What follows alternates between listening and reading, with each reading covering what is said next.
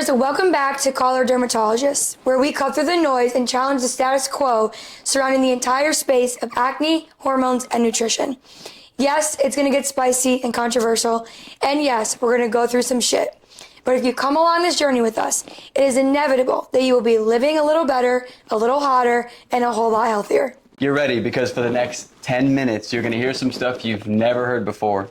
So let's get right into acne prescriptions and birth control. But before we get into what goes on in your body and the effects of them, let's talk about what's happening in your exam room with your doctor, or better yet, what's not happening in your exam room with your doctor. Yeah, you guys, this is a lot to unpack, okay? I have been speaking with women about acne for almost 5 years now, and the amount of women who share with me their experiences with their dermatologist is shocking. And so let's take client X, okay? Going in with acne, let's just talk about acne first, right? Going in with either hormonal acne, full face acne, etc. The first thing I want to talk about is the lack of conversation that is being had in the exam room. And what I mean by that is I went on oral birth control, you guys, at 14, okay? 14 years old. So you have 14, 15, 16, 17, 18-year-old women going into these exam rooms, listening to the person with the white coat, right? And they're immediately being recommended and put on oral birth control.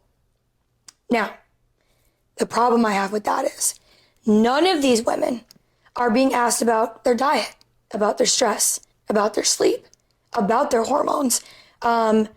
They're not being given options to try holistic remedies first before you put a 14-year-old on synthetic hormones, right? That depletes vital nutrients in the body. There is no education around that topic. There's no education around post-birth control syndrome. There's no education around what it depletes in the body, right? I am not against anything. I think there are certain situations, like women with PCOS, that sometimes need to go on birth control. I am for pro-informed consent.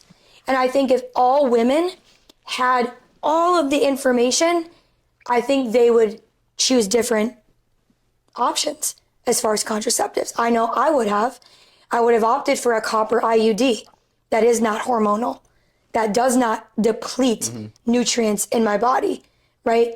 And so that's the first thing. But what do you have on that? Obviously, you've been around this. I mean, obviously growing up, a lot of us have our, your mother you see is going through women's stuff and hormones. And then for me, having 3 sisters all on birth control, all having periods and all complaining about their horrible hormones and all this stuff, it's real. And I want to help them transition off of it, just like a lot of our clients and what we do more natural ways. And for me, obviously, I don't have any ovaries that I found, but my whole life growing up, my doctors told me that if I don't have allergy injections and allergy shots in my arms every week of my life, I will die. I will not be able to go in grass. I will not have to go near dirt, or else my throat will swell up and shut and die if I don't take a laundry list of prescriptions every morning and a laundry list of prescriptions every single night that I had to, on top of once a week getting checked out of school and having to go to the doctor and get shots in both of my arms.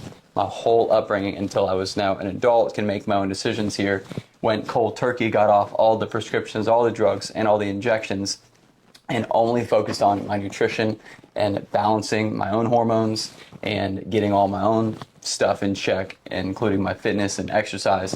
And now, years later, I haven't taken any prescriptions or anything more than over-the-counter allergy pill like Allegra or whatever, or Zyrtec since then. It's been 8-9 years I haven't taken anything. I haven't died, luckily.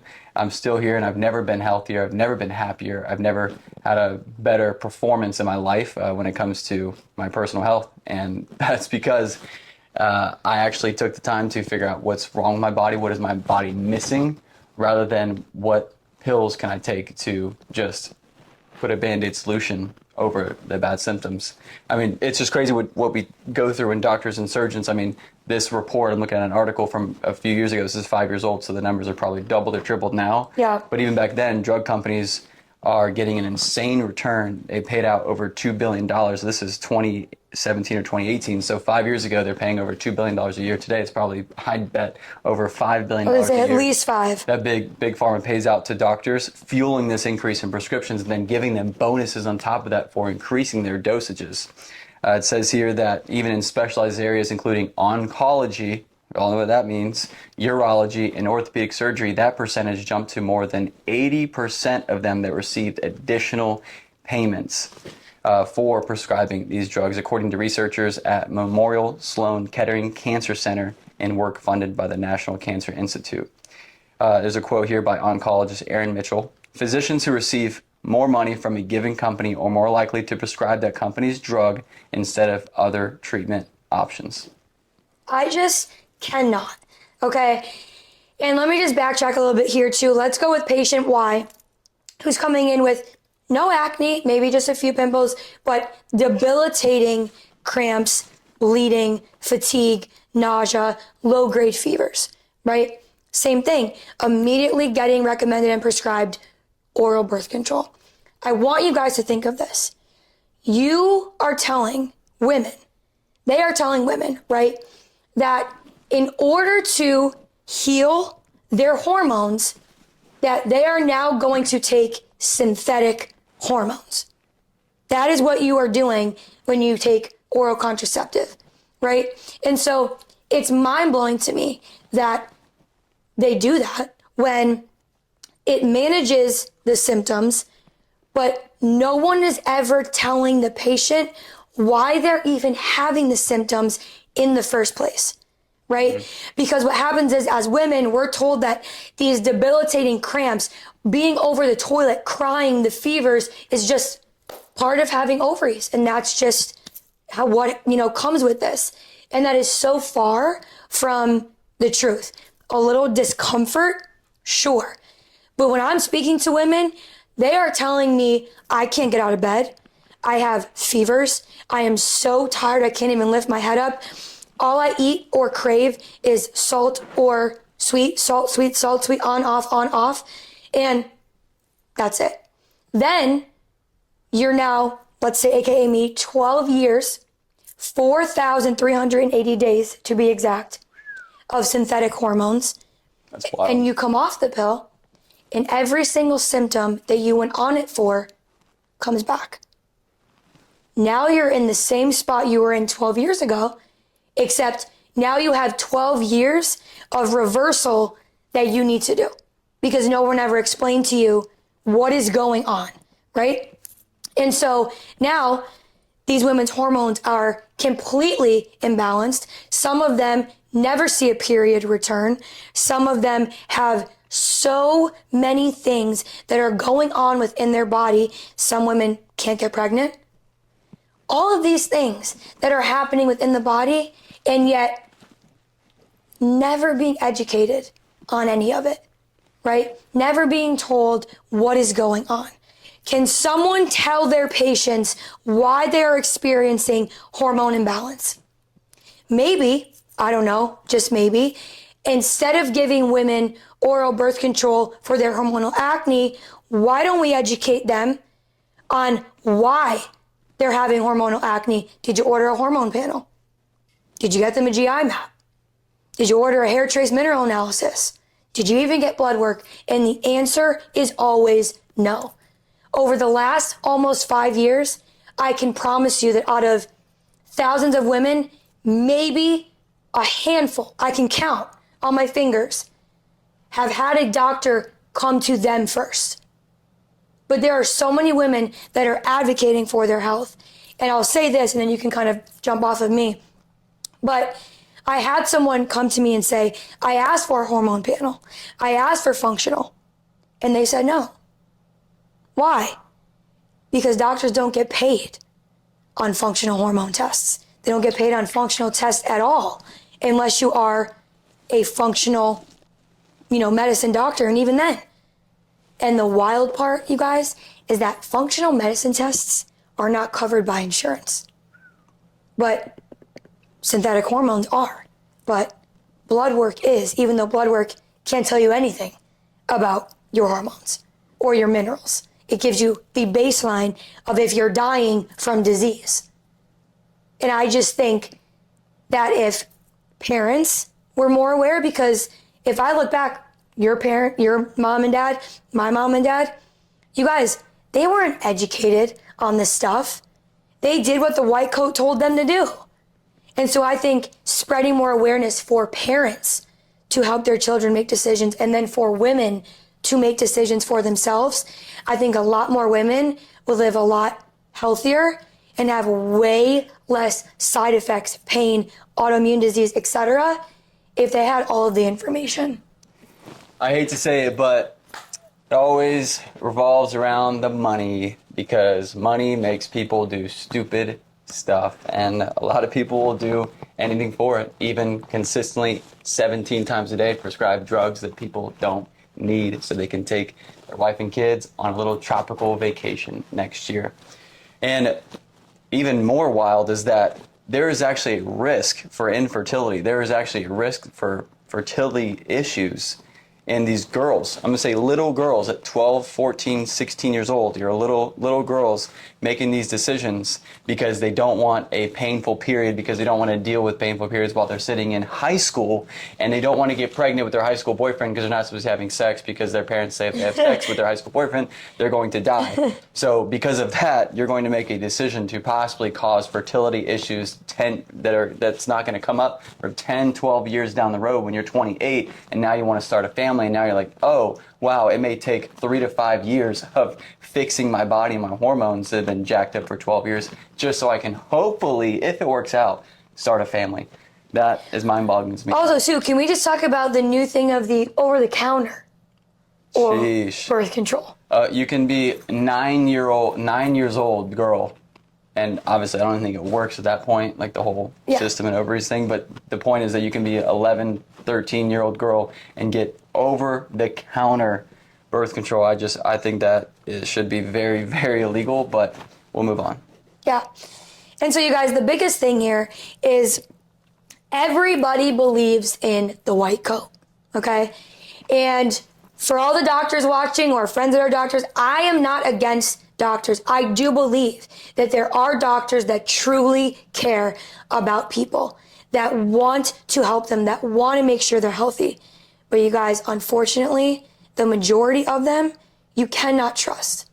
And I am saying that from experience. I'm not coming at anyone in particular. I'm saying from my own experience, from getting secondhand opinions, a white coat doesn't mean trustworthy. It just doesn't. And so I'm not saying to go cancel your doctor and get off all your prescriptions. No one's saying that. We're not giving medical advice. But what I am saying is you guys need to advocate for your health more and stop thinking that the first answer is like, oh yeah, I went on oral hormonal birth control for my hormonal acne. I want you to think, how does that make sense? How does putting synthetic hormones in your body heal your hormones? It doesn't. It depletes them. Birth control cuts off communication between your brain and your ovaries. It takes your hormones and replaces them with synthetic hormones. So of course, when women, aka me, come off the synthetic hormones, your hormones are wreaking havoc because they're like, oh my God, what is going on? What is happening? And now women are having PCOS, insulin resistance, estrogen dominance, right? Low libido. Like, real quick, I have to say this and we're going to wrap this up. I want you guys to listen to me when I say this if you are a female, okay? You guys, oral contraceptives, you run the risk of shrinking your clitoris by 20%. I'm sorry, what? 20% it can shrink. It can remove your sex drive. I cannot tell you the amount of women that I've talked to that went on oral birth control and said, I have no sex drive. I have no libido. I have no desire. Jeez. Of course you don't. Because testosterone in women is the energy, is the sex drive, is the, Well, if hormonal birth control depletes your natural hormones, why would you have a sex drive? Some women don't get it back. And to answer the question that you're all thinking, no. Once it shrinks, it is not reversible. Sheesh. And so, did anyone's dermatologist tell you the risks of that? Because if someone told me that, probably wouldn't have gone on. Now, thankfully, that didn't happen to me, but it has happened to way more women than it should have. And you can't reverse it. And so that is why we are pro-informed consent. If you still want to go on it after knowing this, then I feel completely whole, okay, no problem. But no one's telling you any of that, because if you guys knew that, I guarantee you would opt for a different option. So, yeah. That's why we're here. I mean, even when we put out our course that goes through everything that we know, all of our knowledge on all these different areas and pillars of our business, I sent into my family chat, my mother, my 3 sisters are in there, and I said, hey, looking for some happy hormones and fix your ovaries, check this out, whatever. And I was just sending them like our course and what we were working on. And of course, the responses from my mom and sisters were, oh, I hate my ovaries, I hate my hormones, it's hell, why did God do this to us, that stuff. And that's just the normal reaction. And so we're here to break that, to crush that belief that your period has to be awful, that your relationship with your own body has to be awful. I mean, that's a terrible concept just to think in general. So that's why we're doing this, that's why we're here and putting this together. And everything that we know, everything that we do and how we work with our clients is what we did is we took it from our one-on-one consultations, our research, our licenses and everything that we do, and pack that into a super valuable course, over 4 hours of content. It's called the Acne Accelerator, and we'll do all of our links below. Hit us up on I'll post all of our Instagrams below, our website, where to find this information. Please reach out to us with questions, DM us, email us, respond here to our videos or podcast here as well. Looking forward to that. We're out of time for today, but be sure to join our conversation tomorrow as we talk about our cycles. Well, I only have a 24-hour cycle, but we'll talk about your 30-day cycle or 28-day cycle, I think, Yep. right? Yep, I know all my cycles now. There's 4 cycles that we can have. We're going to talk about all 4 women's cycles on tomorrow's short episode, and don't forget to share this one with your group chat. See you then. See you later. Peace.